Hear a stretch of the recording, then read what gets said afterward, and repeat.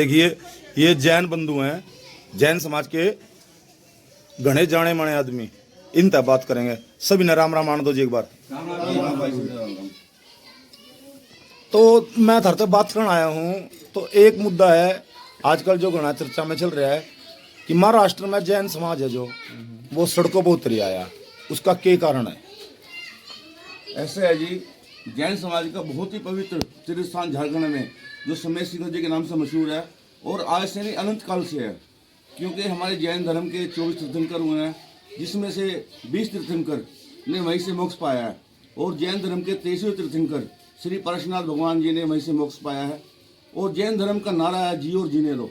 कभी किसी के प्रॉपर्टी पे जैन समाज हक नहीं जमाता, लेकिन जैन समाज की जो प्रॉपर्टी है, जैन समाज का तीर्थ है, उस पर जो हमारी बीजेपी सरकार है वो अपना हक दावा जमा रही है, उसको एक पब्लिक प्रॉपर्टी घोषित करने के चक्कर में है। जैन समाज इसको सहन नहीं करेगा, क्योंकि जैन समाज हमेशा जियो और जीने दो की राजनीति पर काम करता है और जैन समाज सबसे ज़्यादा टैक्स भरता है। पूरे भारत में जैन समाज सबसे कम होते हुए भी सबसे ज़्यादा टैक्स भरता है। ऐसा क्यों है जी? कुकर है वो? ऐसा नहीं है जी, भाई जो सरकार है ना, जैसे अपना वैष्णो देवी है जो तीर्थ है, उसके हिसाब से इसको टूरिस्ट के हिसाब से इसको बना रही है, जबकि जैन समाज में कोई भी तीर्थ स्थल बहुत पवित्र होते हैं, वहाँ पर नंगे पैर जाना बहुत अच्छे, मांस मट्टी तो बहुत दूर की बात है। जैन समाज एक छोटे छोटे पक्षी की हत्या नहीं करता और जैन समाज के जितने भी स्थल हैं बहुत पवित्रता के साथ। ये मुद्दा अंत में निपटाया जा सका था, सड़कों पर उतरने की क्या जरूरत पड़ेगी? जब ये बताओ, हमारे पीएम साहब को भी लेटर काफी भेजे हैं संस्थाओं ने, और मैंने भी जैन समाज की ओर से प्रवीण जैन ने मतलब लेटर हमने भेजा था, कोई सुनवाई नहीं किसी तरह की हो रही। तो क्या करें? हम कोई बीजेपी के खिलाफ नहीं है, हम किसी पार्टी के नेता नहीं है, ना हम किसी के पार्टी के कार्यकर्ता हैं, हम समाज सेवा में कार्य करते हैं। जैन समाज हमारा है और सर्वोपरि होता है देश, देश के बाद होता है समाज। लेकिन जब हमारे समाज पे हानि पड़ेगी तो हमने पार्टी क्या देखनी है? मोदी जी को भी चाहिए था भाई वहाँ सरकार बीजेपी की नहीं है, लेकिन ये मुद्दा केंद्र सरकार का है, केंद्र सरकार को इसमें दखल देके इसको करना चाहिए था। पहले भी आंदोलन हुआ, जैन समाज को एक बरगलाया गया, भाई आर्डर पूरे हो गए, एक न्यूज़ में आ गया तो लोग शांत बैठ गए।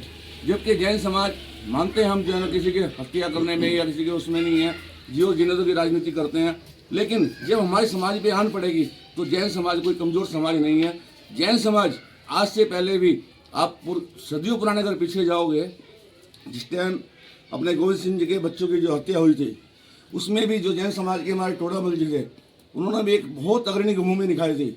और ये खाली एमपी की महाराष्ट्र की बात नहीं है, पूरे भारत में ऐसे आंदोलन होंगे। और पानीपत में भी हमारी मीटिंगें चल रही हैं, अभी 1-2 दिन में और मीटिंग होनी है, बहुत बड़े आंदोलन होगा। कोई खाली जैन समाज का मुद्दा नहीं है, क्योंकि हम भी जो है सभी धर्मों के पर्व मनाते हैं, जितने हमारे महापुरुष हैं सब हमारे पूजनीय हैं। लेकिन अगर जैन समाज पे हानि पड़ी है तो हम इसको कैसे जाने देंगे? तो ये थे जैन समाज में एक बहुत नाम कमा चुके नामचीन व्यक्ति कहेंगे प्रवीण जैन जी। और जैन समाज के घने गणमान्य व्यक्ति बैठे हैं, उनसे बात करेंगे। राम राम भाई साहब। राम राम जी। तो थोड़ा आगे ना आ जाओ थोड़ा सा। तो अगर जो ये मांगे नहीं मानी गई तो थारा अगला एक्शन क्या होगा? मांगे नहीं मानी गई तो इस चीज का तो जवाब एक ही है, आज के टाइम जो केंद्र सरकार ने मुद्दा पारित किया है हमारे परम पावन तीर्थ समेत सिंह जी को एक पर्यटन स्थल घोषित करने का, ये बहुत गलत निर्णय लिया गया है। ये बहुत गलत निर्णय लिया गया है। इसके विरोध में आज के टाइम जैन समाज के बच्चे बच्चे में रोष है। इसी के विरोध में जयपुर सांगानेर के अंदर हमारे परम श्रद्धेय संत मुनि श्री सुग्या सागर जी, जो पिछले 9 दिनों से 26 दिसंबर से आमरण अनशन पर बैठे थे, कल उन्होंने इसी के विरोध में शिविर त्याग किया। हम उनकी इस बलिदान को, इस उसको त्याग को व्यर्थ नहीं जाने देंगे। और पानीपत में के कुछ साथ देगा इस आंदोलन में? पानीपत की तो हमेशा से ही हमारे पूरे भारत की राजनीति में या इतिहास में एक अग्रणी भूमिका रही है। 3 जो हमारे युद्ध हुए पानीपत में, उनको आज तक इतिहास भूला नहीं है। यदि कुछ केंद्र सरकार ने इस मुद्दे को वापस नहीं लिया तो चौथा युद्ध होगा। में रोष है इस चीज के लिए। अपना नाम बताइए। धीरज जैन।